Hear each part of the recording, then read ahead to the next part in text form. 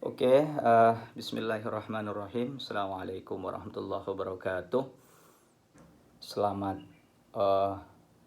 sini siang. Saya sengaja mengambil ini siang karena nanti biar tinggal nge-share ketika acara dimulai. Sekarang jam berapa ya di sini? Jam 12.19. Selisih dengan Surabaya selisih hanya 1 jam persis. Jam 12.19. Oke. Alhamdulillahirabbil alamin. Allahumma shalli ala Muhammad wa ala ali sayyidina Muhammad.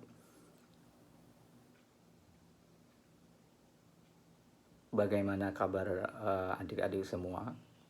Atau bisa kita biasanya memanggil Dinda, Adinda, Kanda Yunda Adinda. Semoga puasanya membawa kebaikan.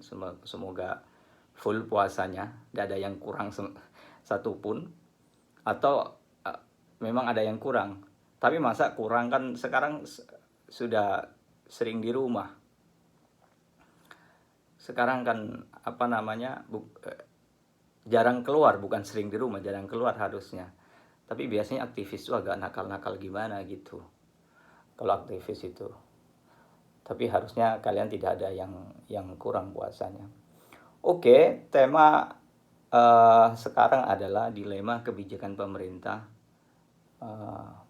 di tengah pandemi COVID-19. Gitu. Tema ini menarik sebenarnya, sangat menarik di tengah situasi yang sekarang ini kalau dalam istilah Inggrisnya atau outbreak. Jadi outbreak kejadian yang luar biasa gitu. Jadi makanya WHO, World Health Organization itu memberi istilah pandemik. Sebelum kata pandemik, epidemik itu sudah menggunakan kata outbreak. Outbreak itu kejadian luar biasa. Kenapa? Kenapa dikatakan luar biasa? Karena penyebaran COVID-19 itu begitu cepat, penyebarannya begitu cepat dan meluas gitu. Semua negara kena itu. Sehingga ada sih beberapa yang mengatakan bahwa COVID-19 ini tidak berbahaya gitu. Bahkan sempat viral saat itu, diviralkan oleh Luna Maya, yang membuat saya saat itu sangat emosi, dan aku komentar di Twitternya. Aku nggak peduli dibalas nggak dibalas, memang artis tenar kan, dikomentari saya nggak dibalas, tapi aku nggak peduli dibalas nggak dibalas, yang penting aku komentar saat itu. Karena saya emosi sekali. Luna Maya dengan dokter hewan siapa saya lupa saat itu mengatakan bahwa COVID-19 itu tidak berbahaya gitu, tidak berbahaya. Bahkan yang mati di Indonesia itu katanya itu adalah artinya sudah punya penyakit bawaan sebelumnya gitu, sehingga diperparah lagi dari COVID-19. Informasi itu hoax enggak? Kalau menurut saya hoax. Mengapa? Karena informasi tidak membawa manfaat sama sekali saat itu, bahkan membawa keburukan. Jadi kalau mendestrak gitu, seharusnya informasi itu tidak diberikan. Benar atau tidaknya informasi itu salah. Karena apa? Karena sebenarnya mau dia mati karena penyakit yang lainnya nggak penting. Penyakit yang lain kemudian ditambah COVID-19 nggak penting. Tapi yang penting adalah penyebarannya itu sangat cepat. Sehingga kalau masyarakat tidak diedukasi untuk tinggal di rumah atau membatasi social distancing, itu berbahaya. Karena nyebarannya cepat gitu, gitu. Sehingga informasi yang diberikan Luna Maya saat itu saya kritik. Sebenarnya sudah dikritik sebelumnya oleh dokter itu. Karena informasi itu atau membuat orang seolah-olah istilahnya meremehkan. Harusnya tidak begitu. Sekarang kita berupaya untuk kemudian bagaimana kemudian masyarakat itu taat pada aturan, disiplin gitu, agar kemudian diselesaikan karena cepat gitu. Mau bisa disembuhkan, tidak disembuhkan, nggak ngurus dengan itu. Misalkan, oh Pak, nggak berbahaya kok, 90% bisa disembuhkan. Mas, nggak berbahaya misalkan. Nggak penting itu. Tapi kalau sudah menyebar cepat itu, ya semuanya lumpuh. Karena harus diobati. Itu dampaknya. Tidak peduli mau dia bisa disembuhkan, mau dia mati karena, meskipun itu ya longor menurut saya tidak penting. Nah, eh kenapa apa namanya ini sangat berbahaya, dan kamu tahu, kalian tahu enggak bahwa COVID-19 ini telah merubah wajah dunia, gitu, telah merubah wajah dunia. Tatanan sosial, ekonomi semua telah dirubah secara drastis oleh COVID-19 ini. Itu perlu pembahasan yang lama dari berbagai ahli seperti itu. Saya hanya sedikit aja.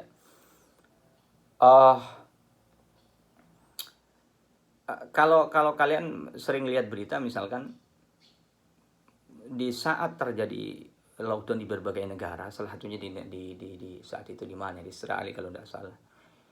Itu di India. Saat itu di India banyak, kemudian ketika lockdown itu flamingo, flamingo itu bahasa Indonesia. Ya itulah pokoknya semacam angsa, semacam itu keluar ribuan banyak keluar gitu, yang sebelumnya tidak pernah ada gitu. Di Australia juga saat itu banyak hewan keluar semua itu. Apa yang bisa diambil pelajaran dari situ, atau ditarik kesimpulan bahwa sebenarnya manusia itu terlalu serakah, kemudian membuat terlalu banyak polusi di bumi ini gitu. Makanya ketika kemudian aktivitas itu dihentikan secara, dalam tanda kutip, secara total di berbagai negara, keadaan bumi itu berubah drastis gitu. Kemudian polusi tidak ada, kemudian hewan-hewan keluar, burung-burung keluar yang awalnya tidak pernah dapat jatah atau tidak pernah dapat tempat karena diekspansi oleh manusia itu. Jadi itu bisa diambil tadi pelajaran. Benar-benar banyak pelajarannya. Karena kita terlalu serakah ini, sehingga itu menjadi salah satu pelajaran yang penting. Nah, itu pengantar. Sekarang saya masuk pada dilema kebijakan pemerintah gitu. Sebelum nanti saya akan berbicara Taiwan juga. Kenapa Thailand dinobatkan menjadi negara yang sukses mencegah penularan atau penyebaran COVID-19 itu. Padahal Taiwan itu closer rather than Indonesia gitu, dari Cina. Jadi lebih dekat daripada Indonesia di Cina, tapi di Taiwan itu hanya 400 yang infected, kemudian yang mati hanya 6, dan tidak ada kasus baru sampai detik ini. Kenapa itu sukses? Begitu saya ke Indonesia dulu, baru nanti ke Taiwan. Indonesia, saya kalian boleh sepakat dengan saya, itu bebas, boleh setuju atau tidak setuju, itu bebas kalian berpendapat atau menyimpulkan seperti apa. Tapi saya akan membicara fakta yang ada saat ini dan sebelumnya. Sebelum COVID-19 itu merebak dan masuk ke Indonesia dan begitu masif saat ini, 13.000 sampai detik ini yang mati itu sekitar 900 atau berapa itu. Sebenarnya sudah sering diperingatkan oleh saintis gitu, Saat itu yang paling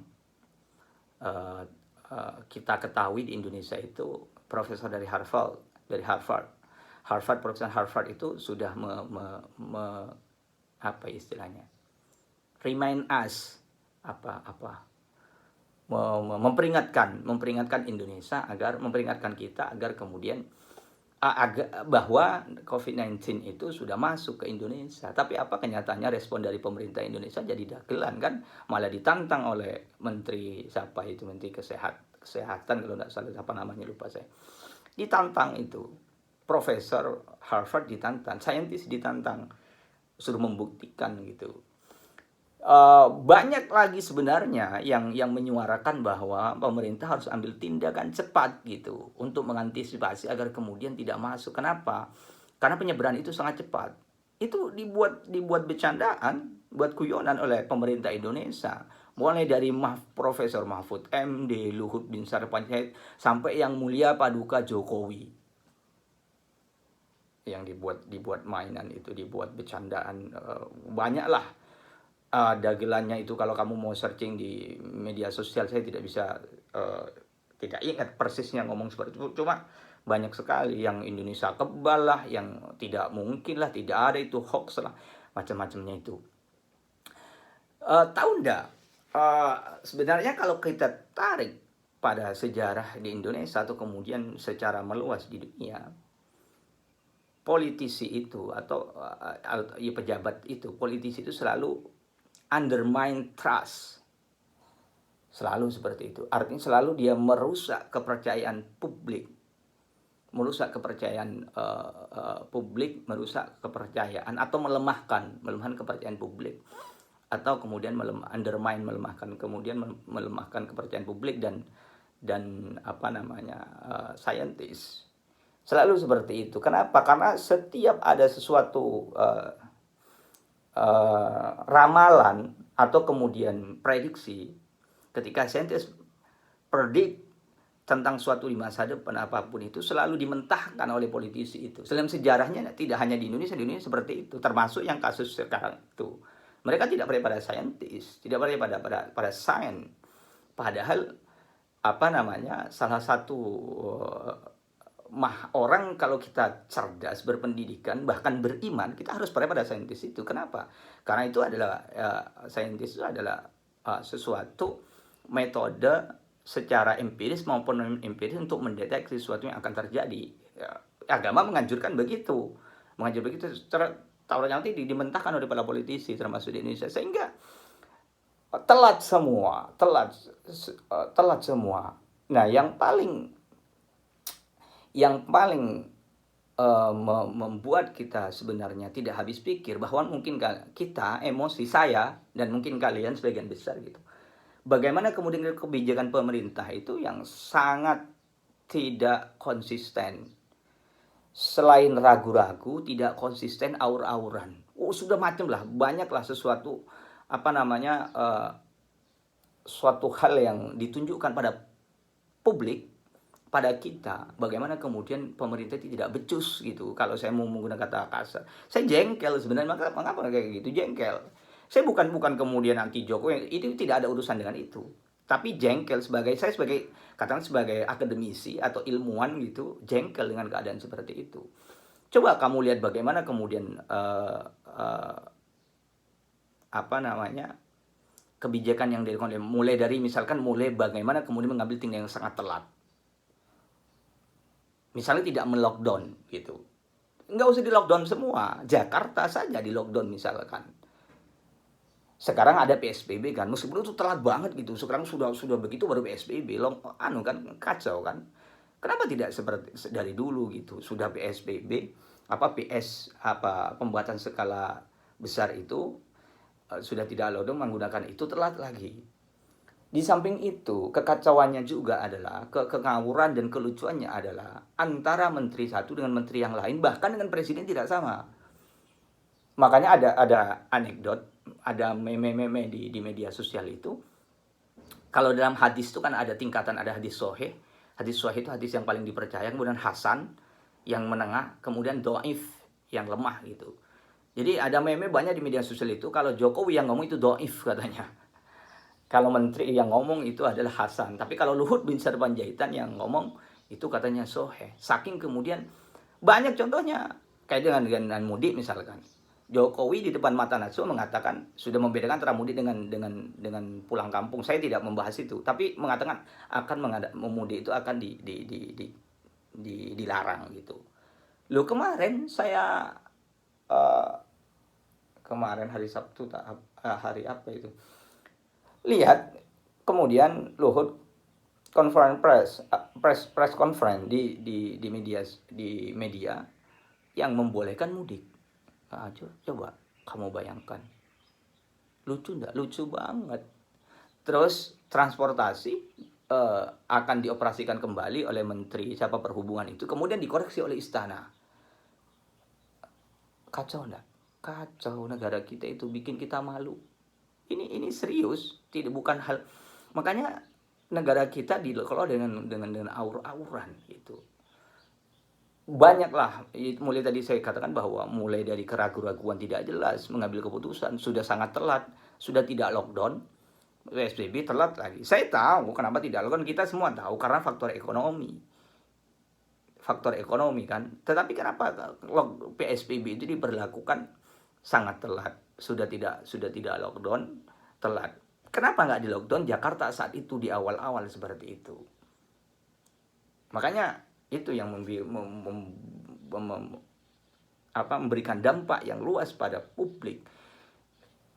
Banyak orang kelaparan itu, banyak orang tidak apa-apa. Berbeda dengan orang yang menengah ke atas, dia bisa bertahan sebulan, 2 bulan, 3 bulan dan seterusnya. Bisa lebih lama misalkan. Tapi kalau orang yang dia ingin makan kemudian cari saat itu atau dia tidak punya persediaan gitu, mau gimana? Kayak gitu. Sekarang justru yang punya solidaritas, yang punya yang punya semangat filantropis itu justru rakyat, bukan pemerintah. Pemerintah tidak jelas.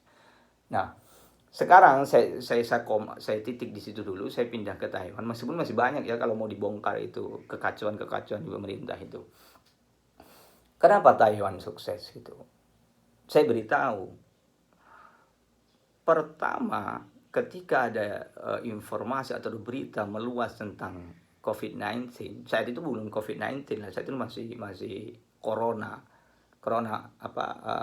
coronavirus, masih coronavirus di Wuhan gitu. Apa yang dilakukan oleh Taiwan? Taiwan langsung nyetop penerbangan dari Wuhan, stop, nggak boleh. Bayangkan Wuhan, karena bisa dibilang tetangga, sama-sama Cina kok, cuma beda pemerintahan gitu. Karena Taiwan mengelola sendiri pemerintahnya, lalu di stop. Kamu tahu enggak, setiap hari aku sebagai mahasiswa di Taiwan ini dapat email setiap hari. Salah satu contoh emailnya misalkan, karena saya itu saat liburan ya, tapi saya tidak pulang. Bagi mahasiswa yang pulang dan ingin kembali ke Taiwan, tidak boleh transit di negara 1, 2, 3 yang sudah terinfeksi coronavirus itu. Tidak boleh transit. Kalau maksa transit, diancam beasiswanya dicabut. Ada yang satu perempuan maksa transit di Hong Kong, di Hong Kong saat itu, karena Hong Kong sudah terinfeksi. Dicabut biasanya, dikarantina sampai semua dicabut sanksinya. Kemudian bagi mahasiswa yang berasal dari mainland China dan sekitarnya, tidak boleh masuk Taiwan lagi. Dalam arti sementara sampai 100 Indonesia tidak boleh. Kuliah tetap mereka pakai daring dalam jaringan online gitu. Saya punya teman satu bimbingan dari mainland China. Itu tidak boleh masuk ke Taiwan sampai sekarang gitu ini. Pakai itu. Kemudian kamu tahu enggak? Di semua gedung, saya beri contoh di kampus saya aja karena saya tidak cek, tapi ini terjadi di Taiwan. Semua gedung itu di setiap pintu disediakan cek dan stiker. Jadi masuk kita dicek pakai sanitizer dulu, yang bersihkan terus dicek di tensi temperaturnya itu dicek. Kalau dia di bawah 27 dia ada loss gitu. Kalau 27 dia tidak boleh, kemudian langsung dibawa ke rumah sakit, dijemput oleh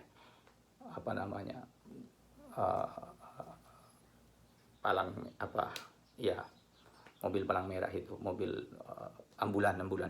Kemudian kasih stiker kita sebagai tanda bahwa kita sudah dicek gitu, seperti itu. Dan di kantin itu kan berhadapan-hadapan meja itu, terus langsung dirubah selain di pintu sudah ada pikiran ya, selain itu dirubah hanya satu, tidak boleh berhadapan. Jadi dia cuma satu kursi, kemudian masuk keluar itu sudah dibedakan. Dulu masuk keluarnya pintunya sama, cuma beda sedikit gitu. Setelah itu dirubah keluarnya dari sana. Terus kan prasmanan di kantin itu, piring itu tidak diginikan, ditutup semua gitu. Pokoknya antisipasinya luar biasa. Taiwan tidak pernah lockdown loh. Kamu tahu, Taiwan tidak pernah lockdown. Sama sekali tidak pernah. Mengapa? Karena sudah bisa mempreventif, mencegah dari awal. Dari awal dicegah sehingga tidak terjadi lockdown, tidak telat gitu. Dan yang terpenting juga adalah masyarakatnya sangat taat sekali. Makanya kemudian Taiwan menjadi berita trending di internasional, termasuk di World Healthy Organization itu, bahwa Taiwan menjadi menjadi negara yang sukses atau terbaik mencegah COVID-19 dan memberikan bantuan ke semua negara. Ambil tindakan cepat. Mengapa? Karena orang Taiwan percaya dengan